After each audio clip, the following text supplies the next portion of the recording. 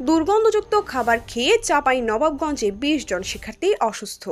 চাঁপাইনবাবগঞ্জ সদর পৌর এলাকার শঙ্করবাটি ১ নম্বর সরকারি প্রাথমিক বিদ্যালয়ে ফিডিং কর্মসূচির খাবার খেয়ে অন্তত ২০ জন শিক্ষার্থী অসুস্থ হয়ে পড়ে। বুধবার দুপুরের আগে পাউরুটি, দুধ, কলা ও ডিম খাওয়ার পর তাদের মধ্যে বমি ভাব, পেট ব্যথা ও চোখে জ্বালা পোড়ার উপসর্গ দেখা দেয়। অসুস্থ শিক্ষার্থীদের মধ্যে কয়েকজন বিদ্যালয়ে প্রাথমিক চিকিৎসা নিয়ে ফিরলেও অধিকাংশকে পরিবার বাড়িতে বা চিকিৎসার জন্য নিয়ে যায়। শিক্ষার্থী ও অভিভাবকদের অভিযোগ, কয়েকদিন ধরেই নিম্নমানের ও দুর্গন্ধযুক্ত খাবার সরবরাহ করা হচ্ছিল। বিদ্যালয়ের ভারপ্রাপ্ত প্রধান শিক্ষক শামসুন নাহার জানান, বিষয়টি সরবরাহকারী প্রতিষ্ঠানকে বারবার জানানো হলেও তারা তা আমলে নেয়নি। জেলা প্রাথমিক শিক্ষা কর্মকর্তা সাইফুল ইসলাম বলেন, ঘটনা তদন্ত করে দোষীদের বিরুদ্ধে প্রয়োজনীয় ব্যবস্থা নেওয়া হবে। মুখে দিয়ে যখন খারাপ লেগেছে আমাকে দেখাতে দিচ্ছে খাবারগুলো, তখন আমরা মাঠে ফেলে দিবে, তখন তো স্কুল নোংরা হবে। তাছাড়া তো তোমরা অফিসে একজন এটা ভালো দিক হয়েছে। আরে সারা তুমি একটু দেখো তো গেল কিনা, দেখো কে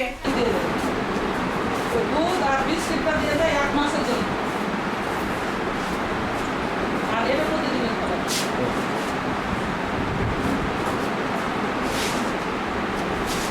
কি অবস্থা গো? মানে শুকনো পাউরুটি নরম হবে, ওপর নরম হলেও ভিতর বন্ধ হবে।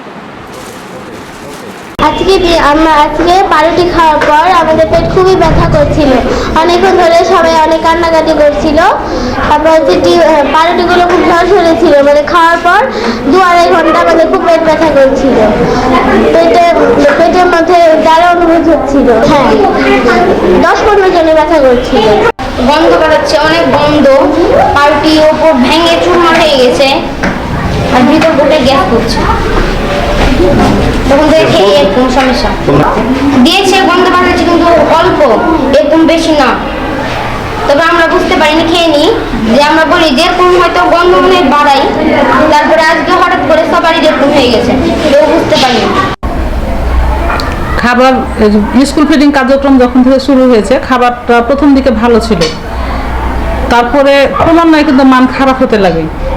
বিশেষ করে রুটি এবং ডিম দুটোই, কলার সাথে কলাও, সাগর কলা যেটা দেয়, কলাটা এত মানে কাঁচা শক্ত থাকে যে কলাটা ছিললে ওর রস আঠা বের হয়, এরকম খাবার।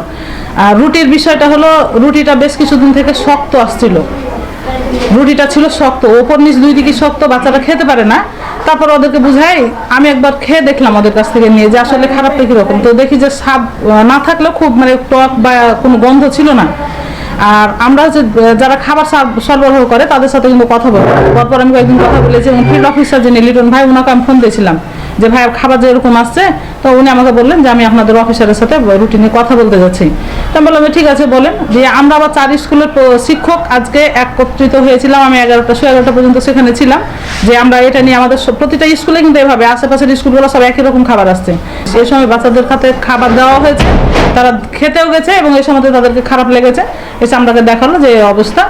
আমি নিজে খেয়ে দেখছি তো টক এবং গন্ধ আছে। তা আমি মনে করছিলাম যে হয়তো 2-1টাতে এরকম আছে, বাকিগুলো হয়তো ভালো। তারপরে দেখি না, সবাই ওই যে কামড় দিচ্ছে, মুখে দিচ্ছে, সে ফেলে দিচ্ছে মাঠে, স্কুলের মাঠে খাবারগুলো ফেলতে যাচ্ছে। আমি বললাম যে না, তোমরা মাঠে ফেলে না, ঠিক আছে সব নিয়ে এসো, সেই স্কুলে অফিসে জমা করি আমরা। আজকের পাউরুটি খাওয়ার ফলে বিশেষ করে ক্লাস 3 ওরা একটু ছোট, তো ওরা একটু বেশি খেয়েছিল, মানে পরিমাণটা একটা পুরো না খেলেও যতটুকু খেয়েছে তাতে ওদের মধ্যে একটু বেশি হয়েছে, পেট ব্যথা, বমি, প্রায় 20 জন মতো। আর বড়রা তো খায়নি, মানে কেবল যখনই মুখে দিয়েছে, যখন বুঝতে পেরেছে যে খারাপ, তখনই ওরা রেখে দিয়েছে। বড়রা খায়নি, আর ছোটরা যে খেতে গেছিলো ক্লাস 3 বেশি, তখন থেকে ওরা মানে পেট ব্যথার বমি। 2-1 জন সুস্থ হলে তারা স্কুলে ফিরে এসছে এবং বলছে যে তারা বাসায় গিয়ে স্যালাইন খেয়েছে এবং যাই হোক তাদের মানে সেবা দিয়ে তারা একটু কিছুটা সুস্থতা বোধ করলে স্কুলে এসছে, এবং আরও 17-18 জন তারা স্কুলে এখন পর্যন্ত আসতে পারেনি।